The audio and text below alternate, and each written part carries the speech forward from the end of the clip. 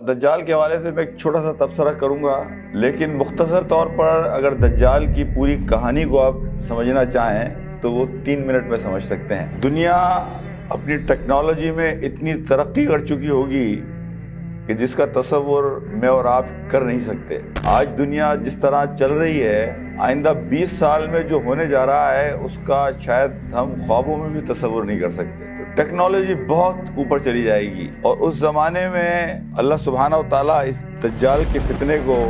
اس زمین پر نازل فرمائیں گے۔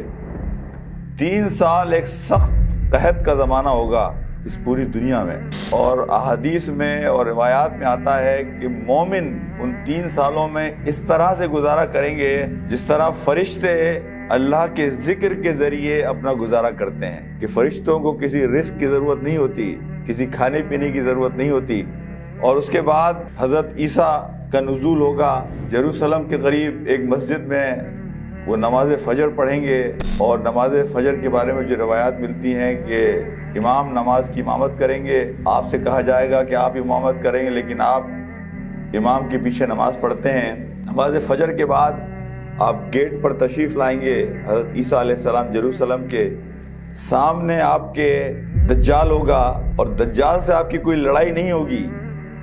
لیکن آپ کی موجودگی کو دیکھ کر دجال کی جتنی قوت اور طاقت ہوگی وہ بالکل میلٹ ہو جائے گی، وہ بالکل پگھل جائے گی۔ اور اس کے بعد اللہ سبحانہ و تعالیٰ یاجوج اور ماجوج کے فتنے کو اس زمین پر بھیجیں گے، اور یاجوج اور ماجوج سے حضرت عیسیٰ کی کوئی جنگ نہیں ہوگی، بلکہ حضرت عیسیٰ کی دعا کے نتیجے میں اللہ سبحانہ و تعالیٰ ایسا جراثیم، ایسا ورم بھیجیں گے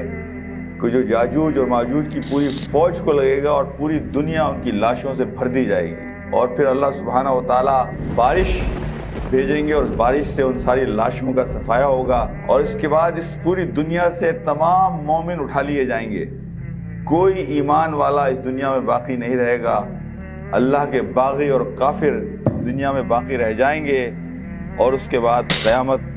اور اس آور کا نزول ہوگا۔ یہ بالکل مختصر ایک نٹ شیل دجال کے حوالے سے جو بات میرے سمجھ میں آئی ہے۔